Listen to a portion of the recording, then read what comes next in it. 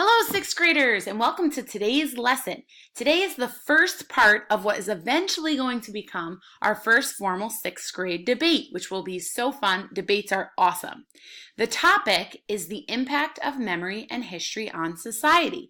Now, I'm sure you can see that this connects to the giver because the giver is all about what would happen if we kind of took away memory and the understanding of history, and we just thought that the world existed the way it does now and had always existed that way forever.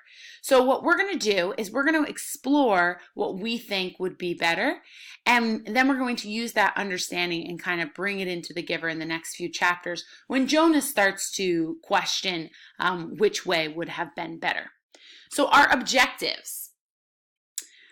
I can find evidence that supports a claim or counterclaim. So once you decide your claim, and we'll get to the actual task in a minute, you're going to do a little bit of research and figure out what evidence there is to support either the claim or the counterclaim. And through today, you can change which side you want your claim to be on. That's completely fine. A lot of times we want to do evidence first to let the evidence shape our view and what our claim is going to be. And then I can make an argument to support a claim with clear reasons and relevant evidence. So we're finding that evidence and reasons, we're thinking it through so we can make a clear argument. The first part today is going to be very verbal. You're talking through your argument, figuring out reasons. Then tomorrow you're going to make it into an essay, or Monday next week, we'll be working on putting it into a strong essay. And then after that, it'll go to the debate. So here is a quote from the giver. The giver explains to Jonas, there's much more than the world of only us, only now.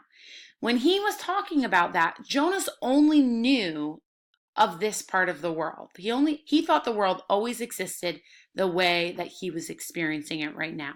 And the giver's telling him, no, there's more than just us and just now. Then he adds, there's all that goes beyond, all that is elsewhere, and all that goes back and back and back. So this is really interesting. That goes beyond and all that is elsewhere. That's saying that there's more than only us. There's all the rest of the world. There's all the other communities, all the other different people living their lives with different experiences than our own. And then here, even history, what goes back and back and back.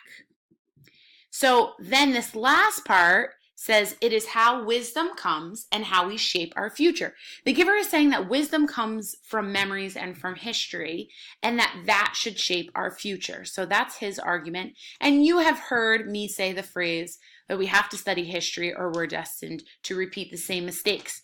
So this concept, some of you disagree, and you make an argument, we don't need history. We shouldn't have to study history. It's not relevant today. Today, in this whole little project, you're going to get to explore those two sides of that argument and figure out what you think. The task. Our class has the power to erase the entire history of society through present day. You must decide if the world would be better or worse off without any memories of the past. Okay? So that would mean that you would still know about your family, like you wouldn't lose the memory of who your mom and dad are, or the people that you know right now. You wouldn't lose the memory of how to do skills that you have right now, but you wouldn't know anything past that. You would think that the world always existed the way that it does right now. All people would think that. Go ahead and pause the video right now and free write for 2 minutes all of your thoughts. Have the timer person set it to 2 minutes and then free write your thoughts on both sides of this.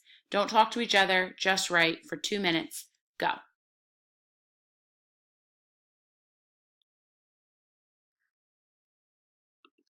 Okay, now that you have had your 2 minutes of free writing, now you're going to partner share for 2 minutes. So again, have the timer reset it to 2 minutes.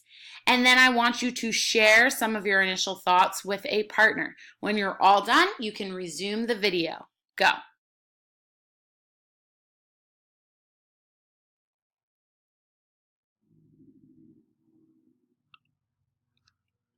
All right, you're ready for part 3. Here's where we do some research, okay? So you're going to research the impact of a major event in history on our present society to figure out whether it's impacting us now and whether it's important and what would have happened if we didn't know about it or remember it. So here are your 4 options: Revolutionary War, American slavery, the Holocaust, or 9/11. The first thing you need to do is within your group, decide now who will become experts at which event. Make sure that at least one person is doing each of these things, but more than one person can do the same thing. Pause the video and decide who's doing which. Then hit resume.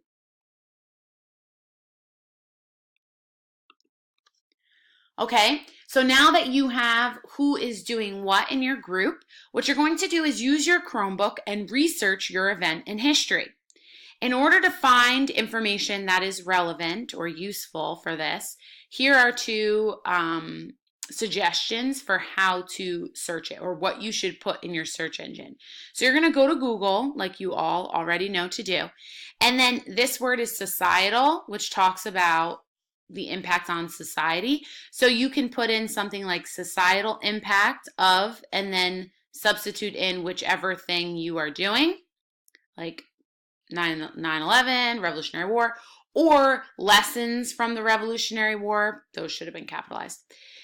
Those would be 2 ideas of something you could put into Google to get results that are going to be helpful in finding evidence for this. Once you have found them, you're going to record your evidence on a sticky note. So you're going to record evidence or thoughts that support the claim or counterclaim. Put your initials on each sticky note that you write, so that way if we have questions about it, we can go back and ask you. And then stick them on the chart paper in the correct column. Okay, this is not chart paper, but here's kind of an example. So if this was the chart paper of Revolutionary War, one side is going to say erase memory, and the other side is going to say keep memory. These are the 2 claims. So when I was doing my research, I found a quote that said, "The war was in our backyards. Even the young children sometimes had to be prepared to fight."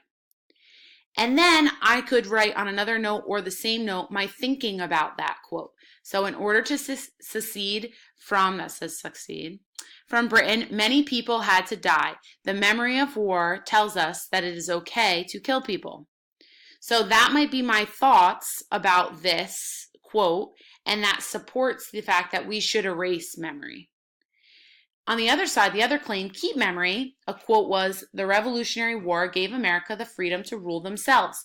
Never again would they subject themselves to a king." So that supports that we should keep the memory, and then my thinking about it, without memory of living under a king who didn't let you make your own choices, we might give a leader too much power again. Okay? And there could be a lot of different thoughts that you have about either of those. You would stick them on sticky notes on that side of the chart. That is all the information that you need to get to work. Again, what will happen next is next week you'll make your claim and write an essay arguing your view, and then based on your essays, the class will be divided into 2 teams for a formal debate.